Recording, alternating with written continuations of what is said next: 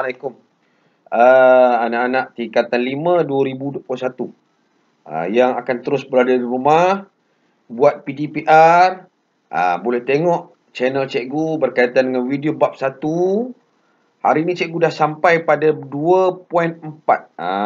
Anak-anak yang akan berada di rumah, yang terus bercuti akibat pandemik COVID kita yang semakin rencam. Jadi tak apa, di rumah pun boleh belajar. Baik, tajuk yang terakhir ini ialah pindaan Perlembagaan Persekutuan 1963 dan 1965. Iaitu selepas pembentukan Malaysia. Kita nampak sini. Baik. Sila rujuk pada buku teks. Cikgu suka guna buku teks lah. Sebab buku teks anak-anak akan dapat.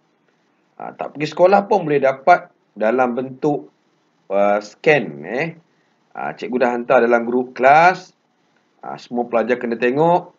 Kita kena pastikan kita dapat habiskan 10 bab ini paling lewat bulan 8. Baik.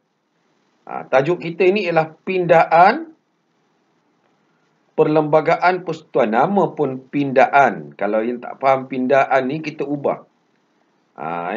Ini ubahlah. Ada sedikit berlaku perubahan. Okey, apa yang kita belajar ni? Kita kena faham bahawa perlembagaan ni undang-undang yang menjadi asas kepada Perlembagaan 19 Perlembagaan Malaysia. Iaitu perlembagaan yang menjadi asas kita ialah pindaan Perlembagaan 1957. Itu pindaan kita. Pindaan perlembagaan kita.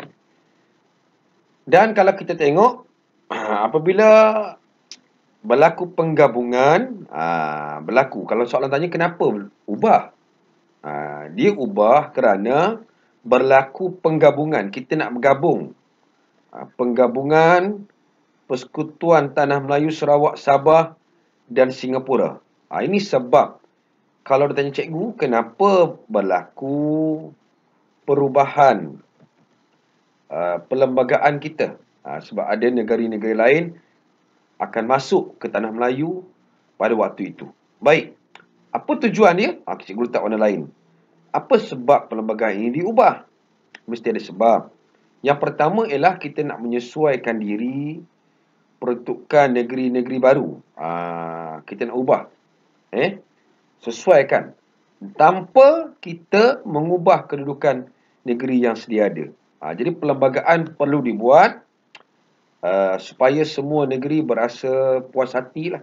Okey, kita nampak bawah ni. Pindaan perlembagaan yang utama dilakukan. Pindaan perlembagaan yang utama dilakukan 1963-65 di mana? Berasaskan Mahkamah Atasan dan Pemisahan Singapura. Nampak sini sebab Okey, kalau pelajar tanya tujuan pula, ini tujuan. Banyak benda ni. Okey, cikgu ulang balik. Asas perlembagaan kita 1957 dipinda 63 sebab berlaku penggabungan Malaysia dengan siapa?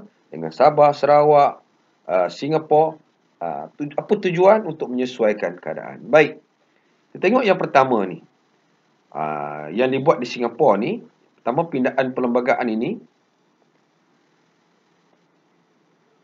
Baik, apa yang dimasukkan? Yang ini kita nak belajar di sini. Apa yang dimasukkan dalam pindaan itu? Baik. Dia pindah ialah memasukkan klausa. Klausa ni perkara-perkara barulah. Dalam bahagian tertentu bagi menyesuaikan dengan keperluan semasa.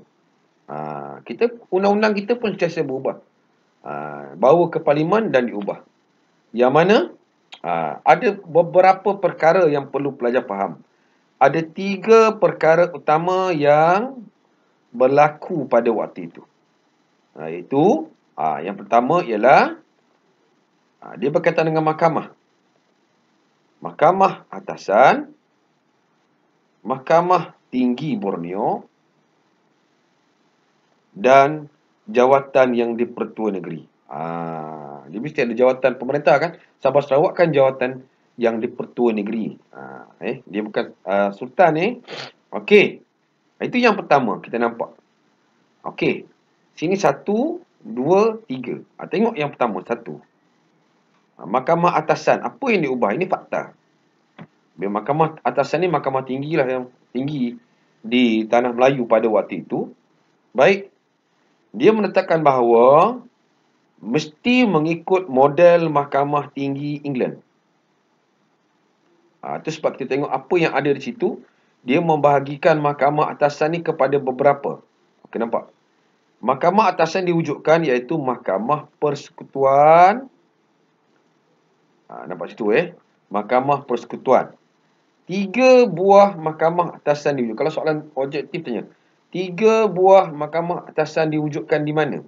1 di Tanah Melayu, Sarawak, Sabah, Singapura.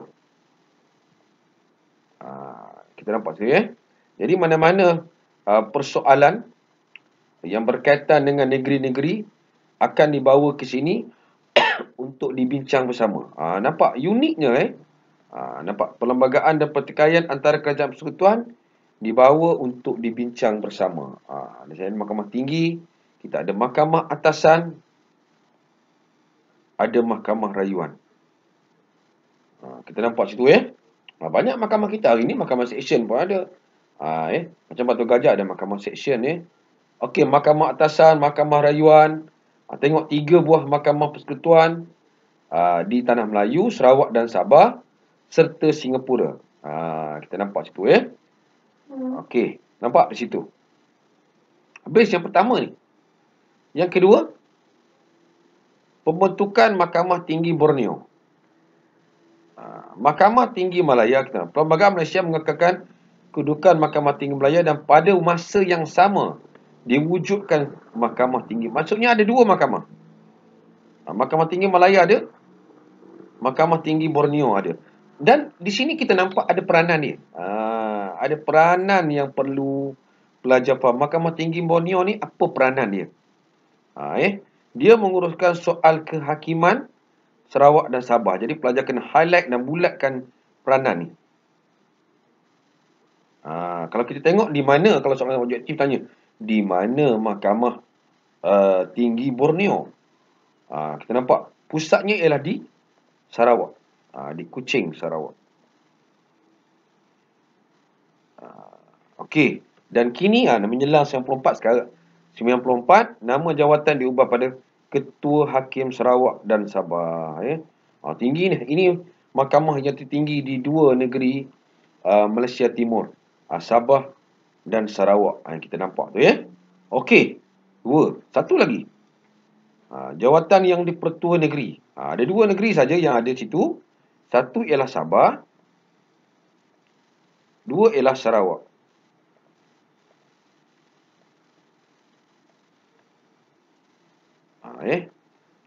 Siapa yang melantik? Kalau soalan objektif tanya, dilantik oleh yang di-Pertuan Agong.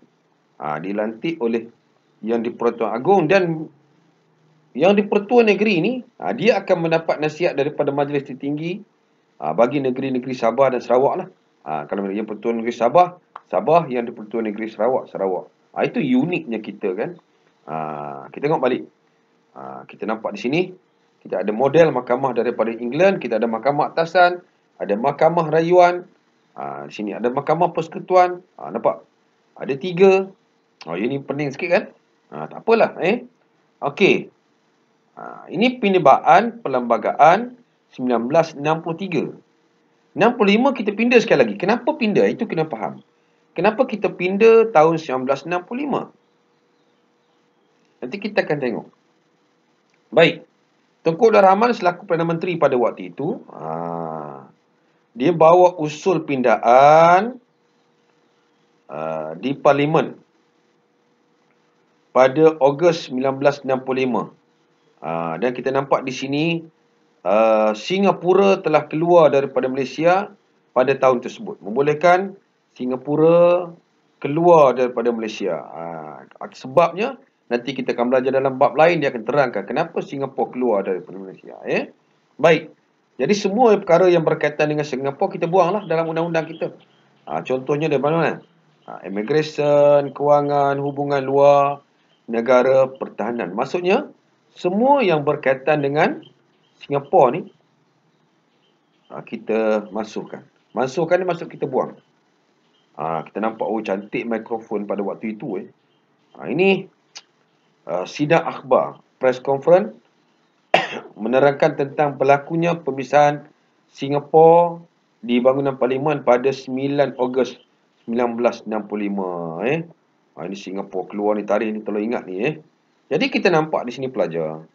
Apabila kita belajar bab 1 tentang perlembagaan kedaulatan, kita belajar bab 2 tentang perlembagaan, kita belajar apa itu perlembagaan, ciri-ciri perlembagaan, kepentingan perlembagaan, dan hari ini kita belajar pula tentang pindaan perlembagaan. Sudah tentu kita faham pelajar, kenapa perlembagaan ini penting. Perlembagaan ini adalah undang-undang yang tertinggi yang menjadi rujukan asas. Dan kita nampak, kalau soalan tanya, berapa kali pindaan kita nampak? Pindaan perlembagaan kita ini 2 kali. 63 pembentukan Malaysia, 65 Singapura keluar daripada Malaysia pada waktu itu. Jadi nampak uniknya kita. Nampak sikap tidak peka sejarah menjadi cabaran untuk mengekalkan keluhuran perlembagaan. Ulaskan ni, kita kena peka lah. Ni nak jawab kebat ni. Sebab dia minta kita ulaskan pernyataan ini. Ulaskan tentang pernyataan cabaran Malaysia mengekalkan keluhuran perlembagaan, kedaulatan undang-undang, kesopanan dan kesusilaan. Ini keluhuran. Okey. Nanti cikgu terangkan ini waktu kita buat latihan nanti. Okey. Nampak unik dia bentuk. Kita nampak, kita tarik perkataan unik. Mana unik? Ni. 63 untuk menyesuaikan Sarawak dan Sabah tentang Yang di-Pertua Negeri, tentang Mahkamah Tinggi. 65 pemisahan Singapura. Jadi kita nampak dia letakkan sedikit inference dan sedikit rumusan. Kita bertanggungjawab, kita lah, rakyat kita lah, untuk mempertahankan perlembagaan demi kedaulatan negara. Habis kita bab ini, pelajar. Kita nampak, kita belajar tentang latar belakang, asas, kita belajar tentang sejarah penggubalan perlembagaan, daripada zaman British sampai merdeka. Semalam cikgu kongsi video tentang ciri utama perlembagaan, ada tradisional, moden, dan hari ini tentang pindaan perlembagaan. Pelajar kena tahu sebab berlaku. Jadi kita nampak pelajar, kita ulang balik dalam perlembagaan ini. Pelajar boleh tengok tajuk kita. Ini struktur mahkamah. Ini cantik ni, PowerPoint daripada BPK ni mungkin membantu pelajar. Cikgu akan buat dalam bentuk PDF untuk beri pada pelajar. Senang nak baca kan. Nampak? Notanya lebih mudah. Nampak? Kita boleh baca tentang struktur mahkamah atasan, pembentukan Mahkamah Tinggi Borneo, dan tentang jawatan yang di-Pertua Negeri. Kita tak boleh nak pertikaikan tentang perlembagaan mana-mana. Itu asas kita. Nampak? Tengok 65 ni, Tunku Abdul Rahman press conference. Ini adalah Lee Kuan Yew. Tunku Abdul Rahman selaku Perdana Menteri membawa usul pindaan 7 Ogos. Dia 9 ni. Dia 9 baru keluar. 7 Ogos. Lulus Parlimen, luluskan. Apa yang kita pindakan, bukan kita pindah, kita masukkan. Immigration, kewangan. Dan 9 hari bulan Ogos, Singapura keluar daripada Malaysia pada waktu itu. Kesimpulannya nampak. Malaysia ni unik. Saling melengkapi. Kita nampak undang-undang tertinggi. Perlembagaan ni undang-undang tertinggi dan jadi asas panduan. Kita nampak di situ. Kenapa dipindah 63, 65, pelajar tahu. Dan kita nampak, bila kita tahu di sini, kita dapat jawab nombor 5 dengan nombor 6 ni. Itu kita nampak uniknya kita. Okey. Nampak, kita kena faham sedikit kebat. Sikap tidak peka sejarah menjadi cabaran bagi mengekal keluaran perlembagaan. Ini soalan cikgu akan buat satu video khas. Kita akan bincang soalan-soalan kebat yang berasaskan bab 2 tingkatan 5. Okey. Teruskan bersama dengan cikgu dalam channel Santai Tiara SPM. Belajar dahulu, kita mendahului tak apa. Bila kita boleh bersemuka nanti, kita akan dapat pengetahuan yang lebih. Okey.